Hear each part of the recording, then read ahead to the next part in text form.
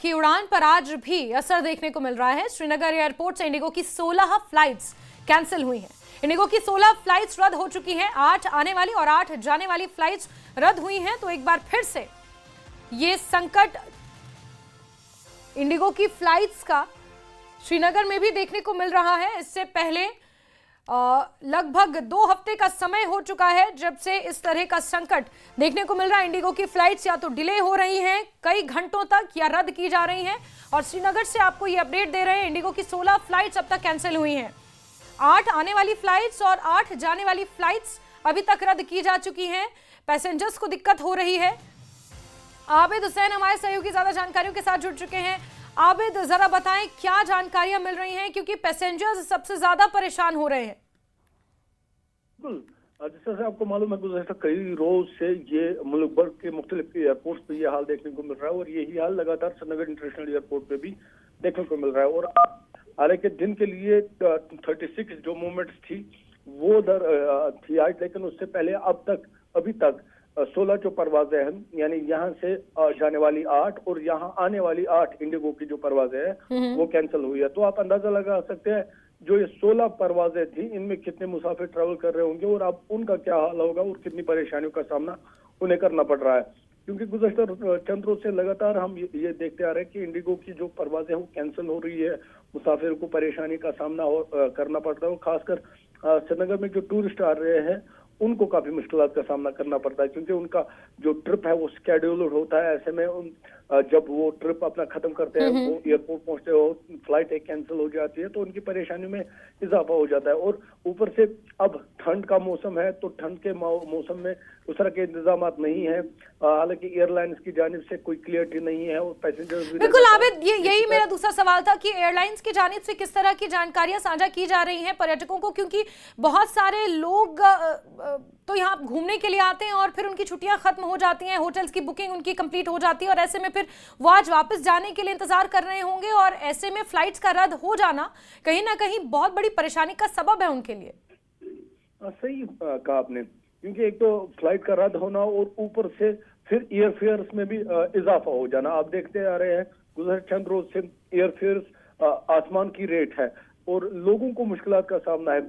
और दूसरी बात, क्योंकि हमने टूरिस्ट से बात की, उनका कहना था कि एयरलाइंस की जाने से कोई क्लियरिटी नहीं आ रही है। हालांकि रिफंड का बोला जा रहा है लेकिन रिफंड नहीं हो पा रहा है। और साथ ही उनका ये भी कंसर्न है, अगर टिकट कैंसिल है, अगर फ्लाइट कैंसिल ऑनलाइन, वो फिर भी उसकी जो बुकिंग है वो उसकी अवेलेबिलिटी दिखा रही है। तो कहीं ना कहीं वो जो टेक्निकल ग्लिच है उससे भी लोगों को अब ये धोखा मिल रहा है, लोगों को नुकसान हो रहा है। तो कहीं ना कहीं अगर इंडिगो में अभी प्रॉब्लम है तो कम से कम ऑनलाइन भी जो उनका सिस्टम है उसे ठीक करने की जरूरत है। ऑनलाइन बुकिंग फिर कैंसिल होनी चाहिए थी, ऑनलाइन अवेलेबल नहीं रहनी चाहिए थी, क्योंकि पैसेंजर्स को धोखा मिलता है एक तरह से जो फ्लाइट कैंसिल होती है और दूसरी तरह से वही फ्लाइट ऑनलाइन आपकी जो उसकी बुकिंग है वो अवेलेबल दिखा रही है। और दूसरी परेशानी, क्योंकि एयरफेयर में जबरदस्त इजाफा हुआ है और कल भी हमने बात की क्योंकि काफी ज्यादा जो एयरफेयर से उनकी कीमतें आसमान छू रही है। तो उससे जो लोग हैं, खासकर आम लोग हैं, वो एयरफेयर नहीं भर पाएंगे या जिसको कोई इमरजेंसी होगा कहीं जाने की, वो अब एयर ट्रैवल नहीं कर पा रहा है। तो उससे भी परेशानियां बढ़ जाती हैं और लोगों की लगातार सरकार से अपील है कि इसकी तरफ जल्द से जल्द तवज्जो दी जाए और कार्रवाई होनी चाहिए। और क्योंकि अभी जिस तरह से आपको मालूम है मुल्क भर में अभी ज्यादातर जो एयरलाइंस है इंडिगो ही अपनी जो सर्विस है वो दे रही है और ऐसे में इंडिगो की ये परेशानी तो बिल्कुल आबिद। और ऐसे में श्रीनगर जैसी जगह में, क्योंकि वहां पर कड़ाके की ठंड इस वक्त पड़ रही है, एयरपोर्ट पर घंटों इंतजार करना, और वो भी क्योंकि टेक्निकल एयरपोर्ट है, वो नॉर्मल एयरपोर्ट भी नहीं है, वहां पर बहुत सी रिस्ट्रिक्शंस हैं और ऐसे में छोटे बच्चों के साथ बुजुर्ग यात्री किस तरह से जद्दोजहद करते नजर आ रहे हैं, इस पर भी ध्यान देने की जरूरत है। और बहुत जल्द एयरपोर्ट अथॉरिटी हो या फिर चाहे एयरलाइंस हो, उन्हें यात्रियों की सुविधा पर अब ज्यादा से ज्यादा फोकस करने की जरूरत है। आबिद, बहुत बहुत शुक्रिया हमारे साथ जुड़ने के लिए और तमाम जानकारियों के लिए। मुख्यमंत्री उमर अब्दुल्ला को मिस्टर बेचारा बताकर हमला बोलने वाले सज्जाद लोन ने एक बार फिर से मुख्यमंत्री उमर अब्दुल्ला पर हमला बोला है। इस बार उन्होंने व्हाइट कॉलर टेरर मॉड्यूल के खुलासे को लेकर मुख्यमंत्री के बयान पर सवाल उठाया है। सज्जाद लोन ने मुख्यमंत्री के दावे को बेतुका बताया। असल में मुख्यमंत्री ने एक कार्यक्रम में कहा था कि डॉक्टरों वाले व्हाइट कॉलर टेरर मॉड्यूल का खुलासा खुफिया और सुरक्षा एजेंसियों ने नहीं किया, बल्कि एक युवती की शिकायत से हुआ था, जिसे प्रेमी ने उसे धोखा दे दिया था, जिसके बाद जांच करते हुए एजेंसियों ने पूरे नेटवर्क का खुलासा किया। ये बताते हुए मुख्यमंत्री ने इंग्लिश का मुहावरा भी पढ़ा कि Hell hath no fury like a woman scorned, यानी धोखा खाई या बेइज्जती सही हुई महिला का क्रोध सबसे भीषण होता है। मुख्यमंत्री के इस बयान पर हमला बोलते हुए सज्जाद लोन ने एक्स पर लिखा कि मुख्यमंत्री के लिए शोभा नहीं देता कि वो ऐसी बकवास बात करें। वो क्या संकेत देना चाहते हैं? उनकी टिप्पणी अपमानजनक और गलत है।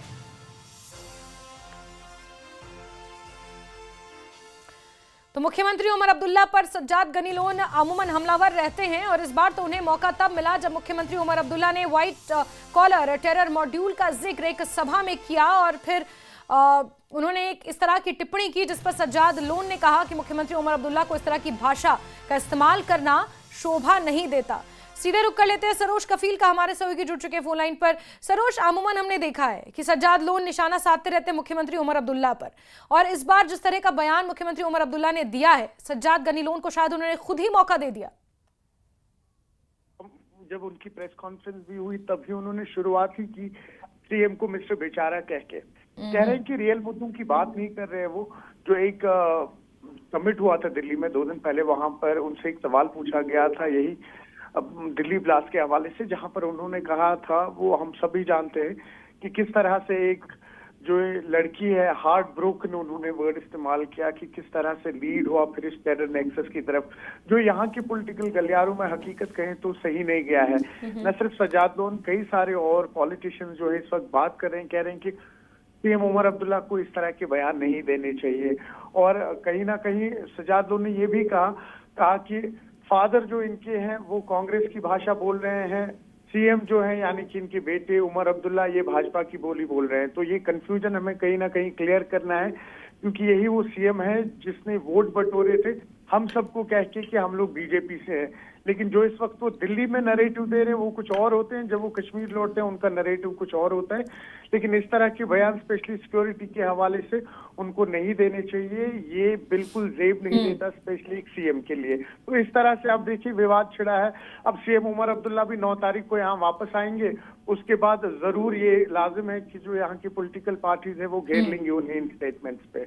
बिल्कुल सरोज, कहीं ना कहीं मुख्यमंत्री उमर अब्दुल्ला की इस स्टेटमेंट पर अब जांच एजेंसियां, इन्वेस्टिगेशन एजेंसियां भी सवाल उठा रही हैं कि इतना गैर जिम्मेदाराना बयान मुख्यमंत्री आखिर कैसे दे सकते हैं। ये देश की सुरक्षा से जुड़ा हुआ मसला है और इतना बड़ा नेक्सस, इतना बड़ा नेटवर्क इसका फरीदाबाद से लेकर उत्तर प्रदेश से लेकर जम्मू कश्मीर तक भांडा फोड़ हुआ है, और उस पर इस तरह का बयान देना ये कहीं ना कहीं सवालों के कटघरे में है। सरोज, देखिए जो डिटेल उन्होंने दी, जब उनसे सवाल पूछा जा रहा है वो बिल्कुल डिटेल सिक्योरिटी के हवाले से ही दे रहे हैं पूरा वो, लेकिन कह रहे हैं कि क्या वजह थी, किस तरह से लीड हुआ, कि एक हार्ट ब्रेक होता है एक लड़की का, उसके बाद पुलिस पे कन्फ्रंटेशन करती है, वो कहते हैं कि जो इन फला शख्स है, मैंने सुना है जो नौगाम की अभी आप लोगों ने पोस्टर्स लगाए थे इसमें उसका नाम आ रहा है।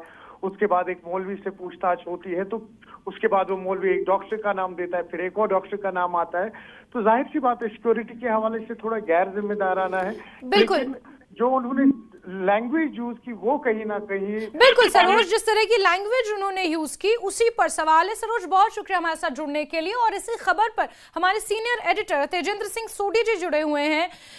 सोडी सर, जरा बताइए, एक मुख्यमंत्री को इस तरह की स्टेटमेंट देना, इस तरह के लफ्ज इस्तेमाल करना इतनी बड़ी इन्वेस्टिगेशन पर, जिसमें जम्मू कश्मीर पुलिस की हर तरफ वाहवाही हो रही है, और उसी राज्य का मुख्यमंत्री इस तरह की स्टेटमेंट्स दे रहा है। देखिए जैस्मिन, ये दुर्भाग्यपूर्ण बात है कि जो हमारे पुलिस कर्मी या सिक्योरिटी एजेंसी जिन्होंने इतनी मेहनत की, दिन रात लगा के इतने बड़े आतंकवादी हमले को विफल किया। देखिए 2900 किलोग्राम अमोनियम नाइट्रेट और बाकी एक्सप्लोजिव जो हैं वो रिकवर हुए। पूरे देश में फैला हुआ जो व्हाइट कॉलर आतंकी नेक्सस है उसको बस्ट किया, और किस तरह पूरे साइंटिफिक तरीके से मेटिकुलसली ये पूरा जो इन्वेस्टिगेशन थी उसको अंजाम दिया।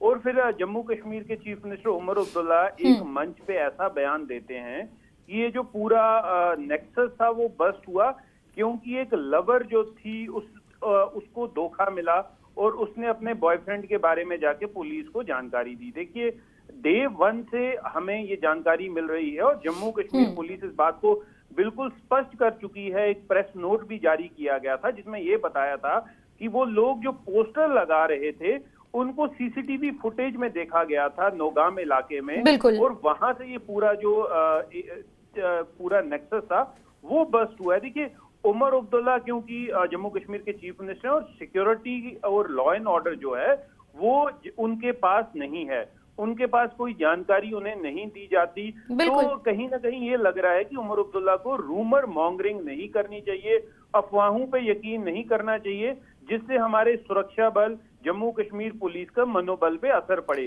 वक्त ये है कि जो सुरक्षा बल हैं या जम्मू कश्मीर पुलिस है उनको उनकी हौसला अफजाई करनी चाहिए, उनकी तारीफ करनी चाहिए कि देश में होने वाला सबसे बड़ा आतंकी हमले को उन्होंने समय रहते विफल किया। बिल्कुल तेजिंदर सर, और क्या हम ये कह सकते हैं कि जम्मू कश्मीर एक ऐसा राज्य जिसने दशकों तक आतंकवाद का दंश झेला है और अब जब इस तरह के टेरर मॉड्यूल का भांडाफोड़ हो रहा है, उस राज्य के मुख्यमंत्री को इस तरह की स्टेटमेंट्स और इतनी हम कह सकते हैं कि बिल्कुल भी सीरियसनेस नजर नहीं आई उनकी स्टेटमेंट में, एंड उन्होंने एक तरह से मजाक बना दिया इस पूरी इन्वेस्टिगेशन का।